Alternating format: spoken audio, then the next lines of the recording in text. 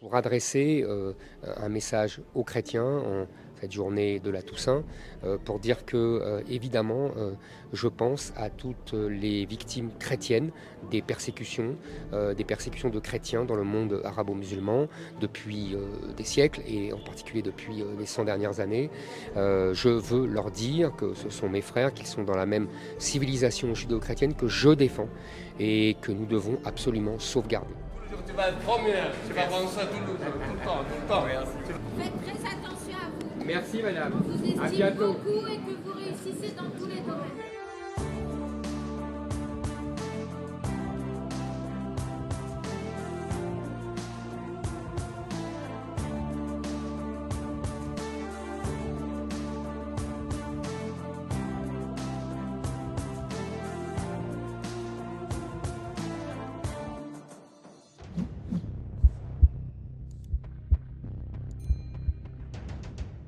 Éric Zemmour, bonjour. On démarre cet entretien avec les cloches qu'on entend ici. On est au cœur du Saint-Sépulcre. Alors je rappelle que vous êtes président de Reconquête. Vous êtes arrivé ici en Israël il y a quelques jours dans le contexte terrible que nous connaissons. Une attaque surprise du Hamas le 7 octobre avec des atrocités commises en Israël.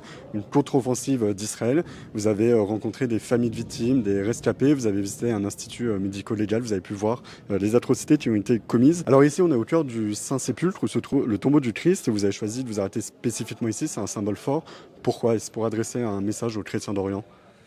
Vous savez, j'ai une habitude depuis que je suis jeune. J'aime me balader dans les rues qui sont chargées d'histoire. À Paris, j'aime ça parce qu'on a l'histoire des 3 ou 4 derniers siècles qui s'apparaît. En Italie, c'est la même chose pour toute l'histoire de la Renaissance.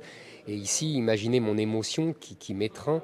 Là, on a l'histoire des 2000 ans, 3000 ans. On a l'histoire derrière du temple de Jérusalem d'Hérode. Là, on a le Saint-Sépulcre ici. Et j'ai voulu, effectivement, vous avez tout à fait raison, m'arrêter spécifiquement au Saint-Sépulcre. D'abord pour voir cette splendeur, pour voir exactement tout ce qui s'est passé ici depuis 2000 ans.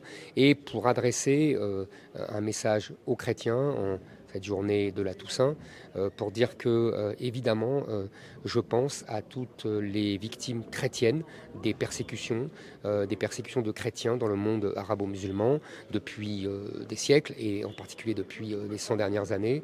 Je veux leur dire que ce sont mes frères, qu'ils sont dans la même civilisation judéo-chrétienne que je défends et que nous devons absolument sauvegarder. Quelle est leur situation ici? C'est-à-dire qu'ils sont en insécurité là, dans le cadre de ce conflit? Vous savez, c'est une situation complexe parce que ils n'ont plus la réalité du pouvoir.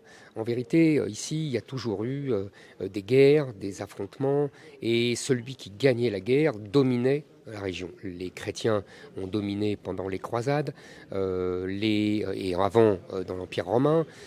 Les musulmans ont pris la ville et ont imposé leur domination et ont détruit l'église du Saint-Sépulcre. Elle a été reconstruite par les croisés, puis la puissance ottomane a conquis ici, puis les puissances occidentales ont imposé également leur règne. Et puis, enfin, nous avons, depuis 67, depuis la guerre des 6 jours, depuis la victoire israélienne, une domination israélienne. Donc il y a des rapports de pouvoir entre les autorités israéliennes, entre les prêtres, l'église, ici, les églises, puisqu'il y a des églises arméniennes, coptes, catholiques, protestantes, orthodoxes, il y a même une église araméenne. Vous voyez, il y a d'innombrables églises qui ne sont pas toujours d'accord entre elles, qui aussi sont sous la pression de la population qui est majoritairement arabo-musulmane, palestinienne comme on dit, vous voyez, ça donne des relations très conflictuelles et très complexes. Oui, on a vu des chrétiens se faire cracher dessus récemment. Est-ce que l'État d'Israël protège suffisamment cette minorité? Moi, je peux vous dire en tout cas que je trouve ces agissements d'orthodoxes juifs absolument scandaleux, ignobles, qui sont non seulement contraires à la plus élémentaire morale, mais en plus qui sont contraires à l'histoire et à la logique historique de cette région. D'ailleurs, je connais beaucoup d'Israéliens qui condamnent ces pratiques, qui condamnent ces attitudes, et moi, en tout cas, je les trouve absolument scandaleuses et ignobles, je vous le répète. Nous ne devons absolument pas tolérer ce genre d'agissement, et d'ailleurs, je pense que le gouvernement israélien ne les tolère pas. Maintenant, vous savez, la vie des chrétiens en terre d'islam est très fragile. Ici, je vous l'ai dit, ils sont à la fois entre le pouvoir israélien et la pression démographique de l'islam. Et c'est la même chose dans tous les pays musulmans. On a vu par exemple, si vous voulez, n'oubliez jamais que l'Égypte était une terre chrétienne. Ça a été la première terre chrétienne dans l'Empire romain. Et aujourd'hui, il n'y a plus que 10% de Coptes par rapport à la marée musulmane. Pareil à Gaza. À Gaza, vous avez la population chrétienne qui a diminué, qui a été divisée par 10 uniquement depuis l'arrivée du Hamas au pouvoir en 2006. Vous voyez, donc il faut bien se remémorer ce genre de grandes masses qui sont la vérité de l'histoire et de l'histoire de ces relations. Et je ne vous parle même pas du génocide des Arméniens dans les années 1915-1916, que la Turquie ne reconnaît toujours pas, et qui, il ne faut pas l'oublier, a concerné non seulement les Arméniens, qui sont encore assez nombreux pour le dire, en France et dans les autres pays, mais aussi d'autres communautés chrétiennes, comme les Araméens, qui sont tellement peu nombreux, qui se sont réfugiés ici, qu'on n'en parle même plus. Donc vous voyez, il y a, si vous voulez, une vieille tradition de massacres, de persécutions des chrétiens dans le monde arabo-musulman et de grands remplacements, si j'ose m'exprimer ainsi. Oui, on a vu votre tête de liste, Marion Maréchal, tête de liste aux élections européennes, qui est allée en Arménie porter aussi ce message de soutien. Mais alors, quel avenir pour ces chrétiens en Orient sont-ils voués à disparaître Que peut-on attendre? Vous savez, le destin des chrétiens d'Orient préfigure le destin des chrétiens d'Occident si nous poursuivons cette folle politique d'immigration venue des terres arabo-musulmanes. Il faut bien comprendre, et je l'ai dit ici, que nous sommes vraiment dans le même bateau et nous avons le même adversaire qui nous désigne. D'ailleurs, c'est pour cela que j'ai critiqué ici la politique du gouvernement israélien, qui était l'allié de l'Azerbaïdjan contre les Arméniens. Et d'ailleurs, vous avez vu, immédiatement après les événements du 7 octobre et la contre-offensive israélienne, l'Azerbaïdjan a lâché son allié israélien au profit de ses frères, comme ils disent, palestiniens. Donc c'était une erreur géostratégique, même si on croyait que ce fut une grande subtilité géostratégique. C'est ce que le grand Pascal appelait la maladresse des demi-habiles, vous savez. Voilà, donc ça c'est très important de comprendre cela. Et en Occident, nous avons enclenché une machine folle d'immigration arabo-musulmane qui est en train, petit à petit, de conquérir des territoires comme ils ont fait en vérité en Orient.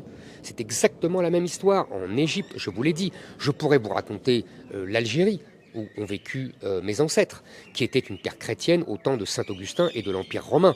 Et aujourd'hui, on a l'impression qu'elle a été de toute éternité une terre musulmane. Peut-être que dans 500 ans, on dira la même chose de la France, de l'Italie, de l'Allemagne. C'est ça le destin que je veux conjurer. C'est pour ça que j'exhorte les chrétiens à bien comprendre ce qui se passe, et c'est pour ça que j'ai tenu à venir ici. Et justement, vous dites il pourrait arriver en France aux chrétiens ce qui arrive ici. Est-ce que de manière générale, ce conflit risque-t-il de s'embraser à l'international? Est-ce que vous pensez que le président, après sa venue, si vous faites confiance à Emmanuel Macron pour éviter à la France de vivre ce qui se passe ici? Comment vous voyez la suite des choses? On voit bien qu'il y a un conflit qui peut s'embraser du jour au lendemain avec l'Iran, avec etc. d'autres puissances. Mais pour l'instant, c'est circonscrit à un affrontement entre Israël et le Hamas.